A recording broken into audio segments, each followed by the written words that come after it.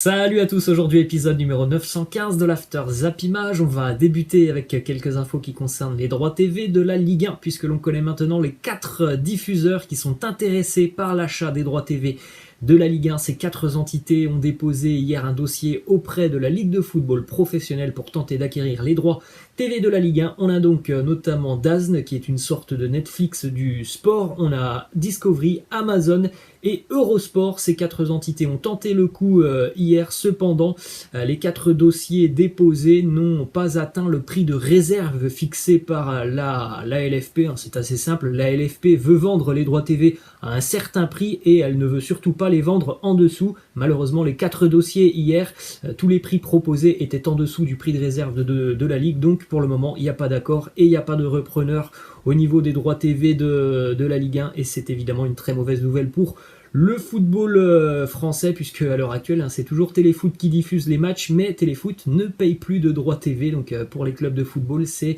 catastrophique. La Ligue de football professionnel se donne 48 heures maintenant pour tenter de négocier avec ces 4 repreneurs pour trouver un accord, et puis le cas échéant ce week-end ça sera toujours Téléfoot qui diffusera les matchs. Évidemment tous les clubs de football espèrent trouver un accord avec l'un de ces 4 diffuseurs, parce que voilà, c'est pas une très bonne nouvelle de voir Téléfoot continuer à diffuser les matchs sans payer. On continue avec une petite info justement sur ce week-end. On rappelle que c'est un week-end de classico entre l'Olympique de Marseille et le Paris Saint-Germain. Donc à l'heure actuelle, le match sera diffusé sur Téléfoot, à moins qu'un repreneur soit trouvé dans les 48 prochaines heures. Le groupe M6 s'est proposé pour diffuser ce classico en clair, donc on verra si la LFP répond favorablement à cet appel de M6 qui veut donc diffuser ce Marseille-Paris Saint-Germain en clair. Ensuite, justement, direction l'Olympique de Marseille avec la fin du mercato. Hier, l'OM s'est montré assez actif sur cette dernière journée de mercato. On a notamment trouvé le remplaçant de Morgan Sanson. C'est un Français qui arrive en provenance du Celtic Glasgow, Olivier Ntcham, qui arrive donc du côté de l'Olympique de Marseille. C'est un prêt avec une option d'achat qui n'est pas très élevée, je crois l'option d'achat 5,5 millions d'euros. Un joueur qui techniquement a de sérieuses qualités. Je pense que techniquement, je me dis bien techniquement, il est supérieur à Morgan Sanson. En revanche, il y a peut-être aussi d'autres domaines où il est moins intéressant que Sanson. Donc voilà, c'est un coup tenté par l'Olympique de Marseille, mais au moins déjà il y a un renfort pour remplacer Morgan Sanson. Ensuite, on continue, on en parlait hier, un départ officiel pour Nemanja Radonjic qui s'engage du côté du Hertha Berlin. Là aussi, c'est un prêt avec une option d'achat obligatoire, option d'achat à 12,5 millions d'euros, donc plutôt un joli coup réalisé par l'OM, parce que on rappelle que Radonjic, lorsqu'il est arrivé du côté de Marseille, c'était 12 millions d'euros. Donc là, Marseille, finalement, sur ce dossier, ne perd rien, et c'est un petit exploit quand on sait ce qu'a fait Radonjic du côté de l'OM. Ça a été quand même assez décevant, mis à part quelques éclairs de génie sur certains matchs. Ça a été quand même plutôt décevant, donc de ne rien perdre sur ce joueur, c'est plutôt positif pour l'OM. C'est un joli coup réalisé par Pablo Longoria, le directeur sportif phocéen. On voit donc la première image de Radonjic sous ses nouvelles couleurs du Hertha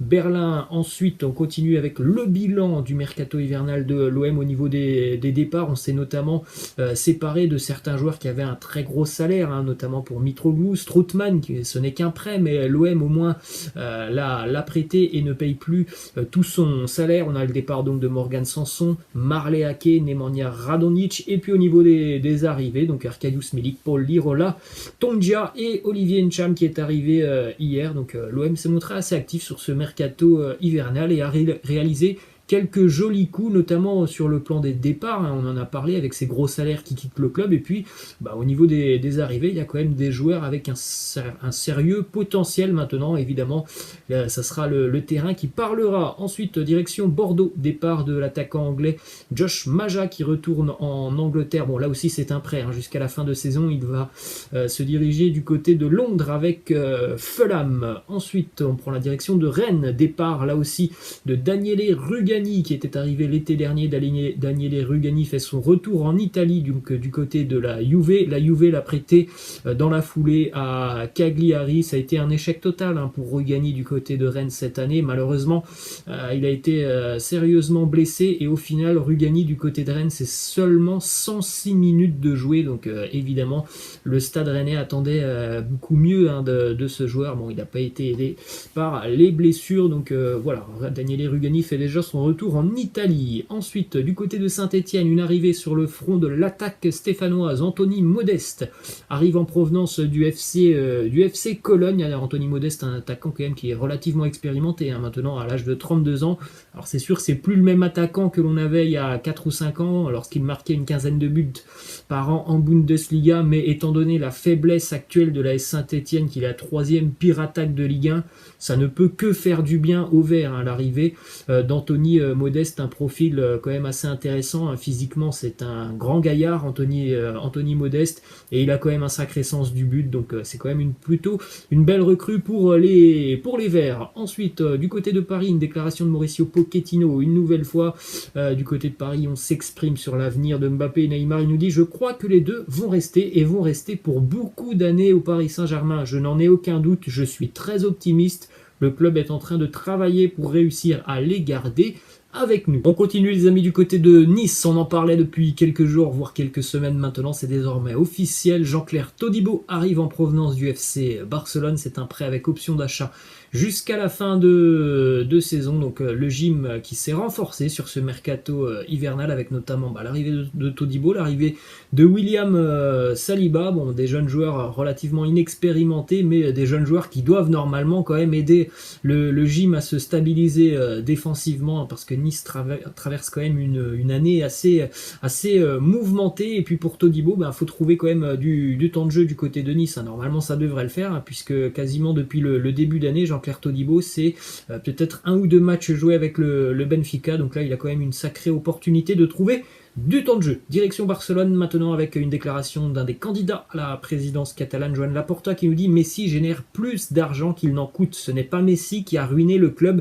c'est le dernier conseil d'administration qui a perdu sa discipline financière en 2015, puis s'est égaré après avoir vendu Neymar en 2017. Je suis assez d'accord avec Joan Laporta. Évidemment, Messi coûte de l'argent au Barça, mais il faut aussi se dire que Messi fait gagner beaucoup d'argent au FC Barcelone, et comme le dit Joan Laporta, depuis quelques années quand même, il y a des dossiers, notamment sur le mercato, qui sont traités de manière assez surprenante. Du côté du Barça, on sort des sommes assez folles, et si le Barça est autant endetté, eh bien il faut aussi regarder ce que fait le club depuis quelques années, la gestion des transferts qui est catastrophique. On continue du côté de Barcelone avec une déclaration de Ronald Koeman qui nous parle des révélations qui sont apparues dans la presse espagnole le week-end dernier par rapport aux sommes remportées par Messi du côté de Barcelone. Il nous dit: ces révélations, ça a été fait avec de très mauvaises intentions pour blesser un joueur à qui nous devons tous un immense respect pour tout ce qu'il a fait pour le club et pour le football. Aujourd'hui, il a montré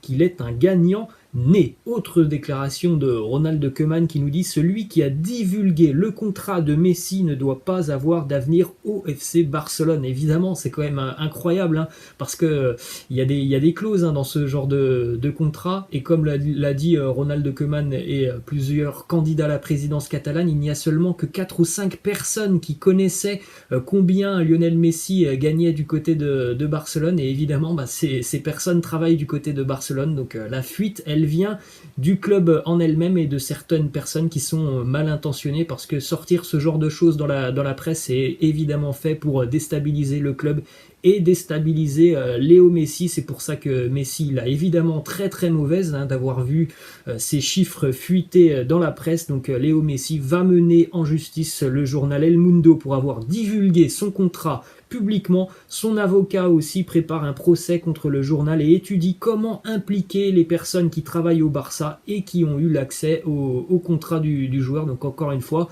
ça c'est un problème que le Barça n'avait certainement pas besoin avec Léo Messi. Messi qui était déjà pas très bien l'année dernière avec le Barça, de voir maintenant son contrat sortir publiquement, évidemment, c'est pas une très bonne nouvelle pour le Barça qui tentera, et certainement le nouveau président qui tentera de prolonger Léo Messi. Ensuite direction le Real Madrid maintenant les amis, avec la bombe lâchée par le quotidien Marca hier. Selon les infos donc de Marca et de plusieurs quotidiens espagnols, Zidane ne sera plus l'entraîneur du Real Madrid l'année prochaine. La décision aurait déjà été prise du côté des dirigeants madrilènes. De grands changements devraient même arriver au Real sur le mercato estival. Alors moi je suis pas vraiment surpris d'apprendre ça. Je pense vraiment que il y aura peut-être pas de Zidane sur le banc de touche du Real l'année prochaine. Ça a été une année très très particulière pour le Real, pour Zinedine Zidane. Donc je serais pas surpris que comme lors de son premier passage au Real, Zidane claque la porte en fin de saison, mais je m'attendais pas à avoir cette info dès le mois de janvier. Ensuite, on continue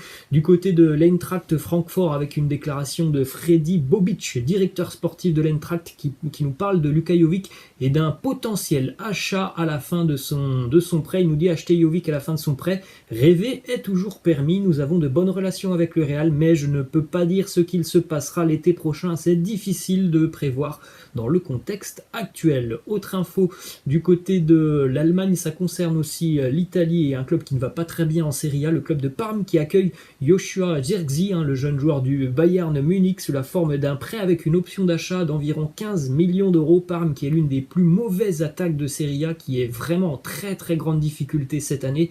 Un petit peu de talent, ça fera vraiment pas de mal à l'effectif parmesan. Joshua Zirkzee, on l'a vu quelques fois sous le maillot du Bayern et on a vu que ça pouvait faire mal offensivement. C'est un véritable détonateur. Ensuite on continue avec un départ en Italie, on en avait parlé hier, Sami Khedira quitte la Juventus, il s'engage donc du côté du Hertha Berlin. Il y a quand même un sacré effectif du côté du Hertha Berlin. Malheureusement voilà, on attend les résultats sur le terrain parce que c'est une équipe qui est vraiment capable du pire comme du meilleur en Bundesliga, et c'est une équipe qui stagne au milieu de tableau, alors que les objectifs des dirigeants du Hertha sont tout simplement de retrouver la Coupe d'Europe et même si possible la Ligue des Champions dans les prochaines années. Ensuite, une arrivée aussi du côté de Schalke. Shkodran Mustafi s'engage avec Schalke 04. Il avait été laissé libre par les Gunners, un joueur expérimenté qui arrive donc du côté de Schalke dans l'opération maintien du club de Gelsenkirchen qui est en grande difficulté cette année en Bundesliga. On continue du côté de l'Angleterre les amis, avec un prêt chez les Reds de Liverpool. Takumi Minamino est prêté à Southampton. Minamino qui a eu quand même que très peu de temps de jeu depuis qu'il est arrivé en provenance de Salzbourg. C'est pas facile de trouver une place dans un effectif aussi dense que celui des Reds. Il part donc jusqu'à la fin de saison chez les Saints. Il aura certainement plus de temps de jeu, et Southampton c'est une équipe qui joue bien au foot, donc ça peut vraiment lui permettre de retrouver la confiance. Et on va terminer les amis cet after zappimage avec deux petites infos du côté de Watford, club de Championship, la deuxième division anglaise. Le club de Watford vient de recruter deux joueurs pour son équipe U23, Mitchell Bergkamp, fils de Dennis Bergkamp, et Maurizio Pochettino, le fils de Mauricio Pochettino. Voilà les amis, la fin de cet after zappimage. J'espère que ça vous a plu. N'hésitez pas à lâcher un like, je vous laisse. Je vous dis à la prochaine, ciao.